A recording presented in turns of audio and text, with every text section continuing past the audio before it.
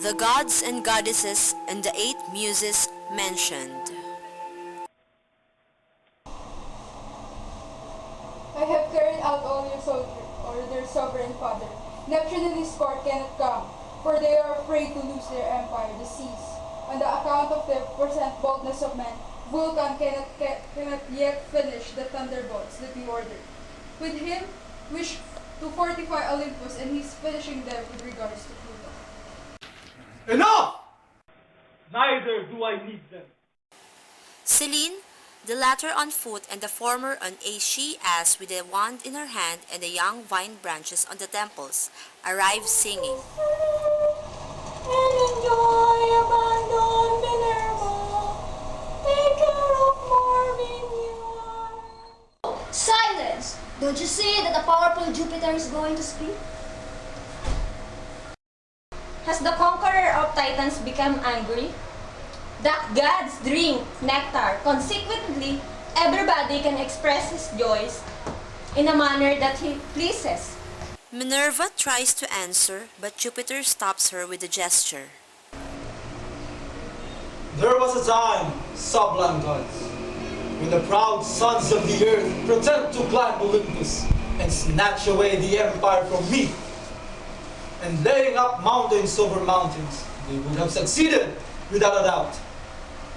If your arms and my terrible thunderbolts had not cast them headlong into Tartarus, burning the others in the bowels of the burning Etna. Such a fatal event. I wish to celebrate with the pomp of the immortals today that the earth, following her eternal career, has returned to the same point in her orbit where it formerly revolves. Thus, I, the sovereign of the gods, want to feast to begin with a literary contest. I have a superb war trumpet, a lyre, and a laurel wreath nicely made. The trumpet is of metal that only Vulcan knows how to make, more precious than gold and silver. The lyre, like that of Apollo, is of gold and mother of pearl, made also by the same Vulcan. But its strings, work of the muses, have no rivals. And the wreath, woven by the breezes of the best laurel that grows in my immortal gardens, glitters more than those of all of the kings of the earth. The 3 worth equally, and the one who has best cultivated letters and the virtues. Juno rises in an arrogant and haughty attitude. Jupiter, permit me to speak first, as your wife and mother of the most powerful gods. No one better than I can present to you the most perfect mortal, the divine Homer. And in truth, who will dare dispute him the supremacy, just as no other work can compete with his Iliad, brave and bold, and his reflective and prudent Odyssey? Who like him has sung your grandeur, and that of the other gods so magnificently as if he had surprised us on Olympus itself and attended our assemblies? Who contributed more so that the fragrant incense of Arabia may be burned abundantly before our images, and they should offer us rich hecatombs, whose delightful fume rising in fanciful spiral was so pleasing to us that it appeased us our. Who like him narrated the most sublime battles in the most beautiful verses. He sounded of divinity, to knowledge, virtue, valor, heroism, and misfortune running over all the tones of his lyre. He who is the one who received the prize, for I believe that no one has made himself more deserving of our sympathy. Pardon me, sister and wife of magnificent Jove. I do not agree with your respectable opinion. And you, Jupiter, visible to the immortals, be kind to my supplication. I beg you not to permit that the singer of my son, Aeneas, be defeated by Homer. Remember the lyre of Virgil who sang our glories and modulated the complaints of unlucky love? His sweetest and melancholy verses moved the soul. He praised piety incarnated in the son of Anchises. His battles were no less beautiful than those that took place at the feet of the Trojan walls. Aeneas is greater and more pious than enraged Achilles. In short, in my opinion, Virgil is much superior to the poet of Clio. Is it not true that he possesses all the qualities that your sacred mind has conceived? How? Why is the Roman poet to be preferred to the Greek? Virgil, only an imitator, has to be better than Homer? Since when is a copy better than original? Ah, beautiful Venus, I see that you are mistaken, and I'm not surprised because not dealing with love, you are out of your senses. Moreover, the heart and passion never knew how to discuss. Let the matter alone. I beg for your numberless love. Oh, most beautiful Juno, as jealous as revengeful. In spite of your good memory, which always remembers the golden apple that was unjustly denied to your known and never sufficiently praised beauty, I'm displeased that you forget that your favorite Homer has made us appear coarse. Yet, if you find this reasonable and true, Did! Let them say that you praise Virgil because they say that he behaved well towards you. That Juno defend Homer, for he is the singer of vengeance, that you curse each other and pay each other polite Jupiter. But why don't you intervene with the disputes? And you're there like an ignoramus standing and gaping at the trilogies in the Olympus of festivals? Why do you permit this deformed and ugly monster to insult us thus? Throw him out of Olympus, for his breath is offensive. Moreover, glory to Juno! or only she calls me ugly and deformed.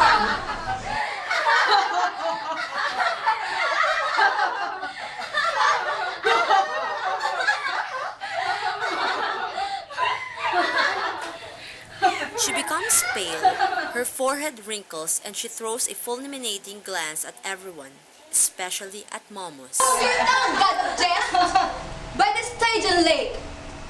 But let us leave that alone and let Minerva speak, whose opinion has always been mine since remote times. Indeed, another one of you, illustrious jackknaves. You are where you don't belong. Pretending not to hear him, lifts up her helmet, uncovers her grave and smooth forehead, mansion of intelligence, and with a silvery and clear voice exclaims,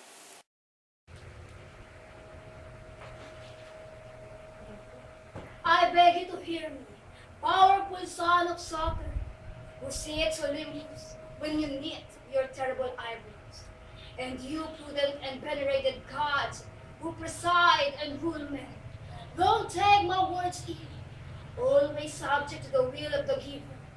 If perchance my reasons lack weight in your eyes, deign to refute them and weigh them on the balance of justice. There was an ancient Hesperia, beyond the Pyrenees, a man whose pain has already crossed over the space that separates the world of mortals from Olympus, bright like sweeping lightning. From being an ignored and obscure man that he was, he became a toy of envy and ruinous passions, overwhelmed misfortune, the sad fate of great geniuses. It seems nothing else but the world, extracting from the Tantanus all sufferings and tortures, has heaped them a promised and happy person. But despite so many sufferings and injustices, he did not want to return to his fellow beings the fame that he had received from them. Rather, for being unreasonable and big to take revenge, he tried to correct them. To educate by publishing his immortal book, Don Quixote.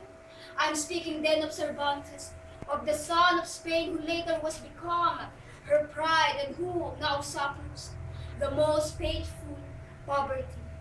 Don Quixote, his great life, racy work, is the wave that punishes and corrects without shedding blood, but roses laughter. It is the nectar that contains the virtues of the bitter medicine. It is the alluring hand that guides energetically human passions. If you ask me for the obstacle that he overcome, please listen to me. A moment that you will find out. More, the world was invaded by a certain kind of madness. The sadder and the most furious, the more it was sparing everywhere. And money was being spent useless for pernicious living. When here appears the brilliant light and dispels the darkness of the mind. And like timid birds that used flee away upon sighting a hunter, or upon hearing the wheeze of arrow, so errors disappeared, but tastes and absorbed beliefs buried themselves in the night of oblivion. And though it is true that the singer of Ilias is, in his sonorous verses, opened first the temple of the Muses and celebrated the heroism of men and the wisdom of the immortals, and that thus one of the Mantua exalted the pity of the one who saved the gods from the fire in their country and gave up the delights of Venus in order to follow you. You will never find his sentiments came out of his life, and his melancholy strain carries the mind of other regions. It is no less true that neither nor the other improved the customs of their century as Cervantes did. Upon its appearance, truth returned to its seat, announcing a new era to the then corrupt world. If you would ask me for its beauties, in spite of the fact that I know them, I send you Apollo, the only judge on this point, and ask him if another Don Quixote has burnt incense on his immortal altars. With the pleasure with which you gather in serene nights, the complaints of Philomene, so will my reasons be pleasing to you, my father.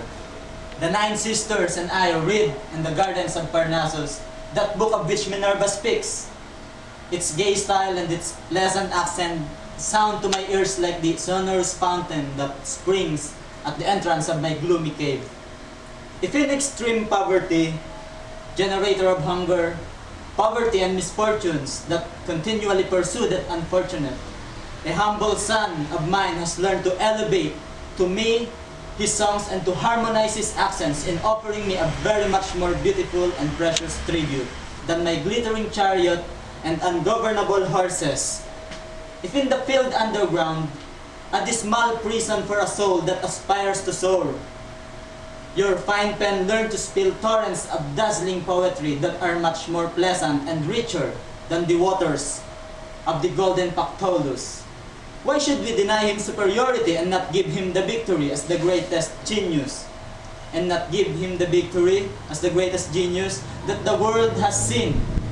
His Quixote, his book, is the favorite book of the Muses, and while it jestingly consoles the sad and melancholy and enlightens the ignorant, it is at the same time a history, the most faithful history of Spanish customs. I am of the same opinion then as the wise Pallas, and may I be forgiven by the other gods who do not share my opinion. Cat. If his greatest merit consists in having endured so many misfortunes, for the rest he surpasses no one. If he does not come out vanquished, I shall say also that Homer, blind and poor, implored one's public charity Through towns and cities with his lyre, his only friend, and living in the most abject poverty. You remember this very well, ungrateful Apollo. And what? And Virgil, had he not also been poor? Did he not support himself for a long time with bread alone, a gift of Caesar? The melancholy that one breathes in his works, does it not say enough of his sensitive and fine heart? Of how much have he suffered? Could he have suffered less than the brilliant Homer and the gay Cervantes? This is all true, but you ought not to overlook that Cervantes was wounded and imprisoned for many years in the inhospitable land of Africa, where he drained the last dregs of the cup of bitterness, living with a continuous menace of death. Jupiter makes gestures of being in conformity with Minerva. Mars rises and speaks in an angry and thundering voice. Bama's sword. No, never. So long as one drop of immortal blood courses in my veins, Cervantes will not win. How can I permit that the book that throws my glory down to the ground and ridicules my exploits should turn up victorious? Jupiter, I help you at another time. Therefore, attend now to my reason. Do you hear this, Job? The reason of the valorous Mars, so sensible and strong. Light and truth caper in his words.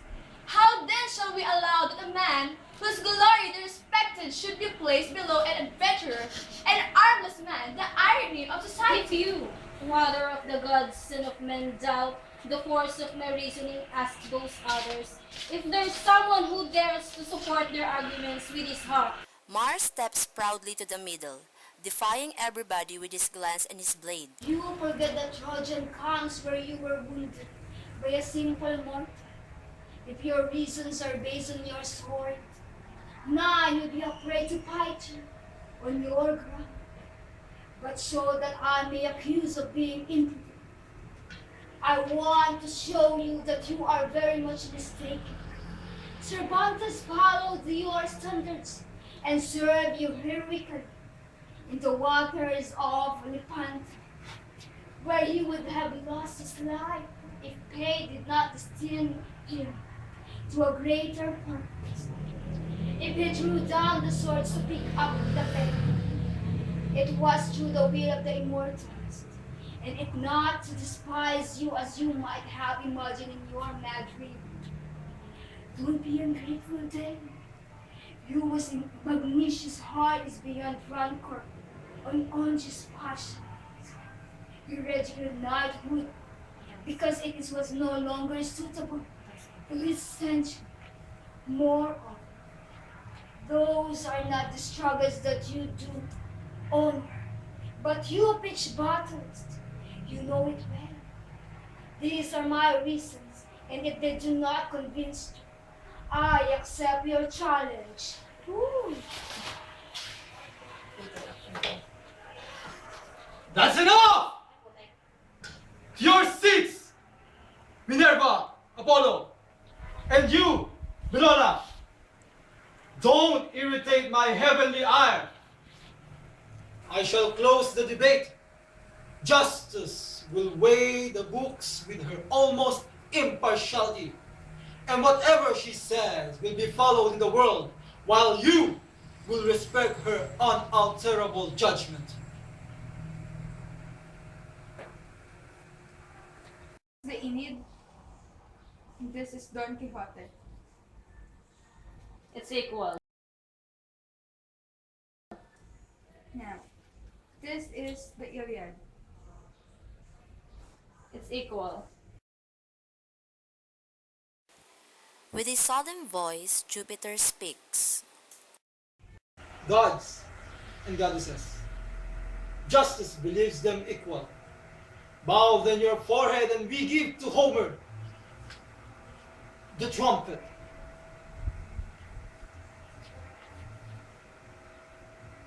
Virgil the lyre.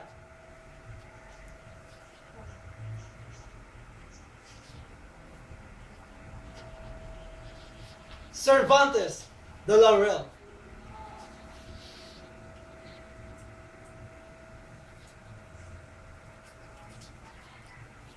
While fame will announce throughout the world the decision of destiny, and the singer Apollo will intone a hymn to the new celestial body, who from now on will shine in the glory of heaven and occupy a seat in the temple of immortality. God bless you, the greatest man, favorite son of the Muses, center of intense light, that will illuminate the words. God bless you. Apollo strums his lyre and the muses dance to the melody. The gods and goddesses join the merriment.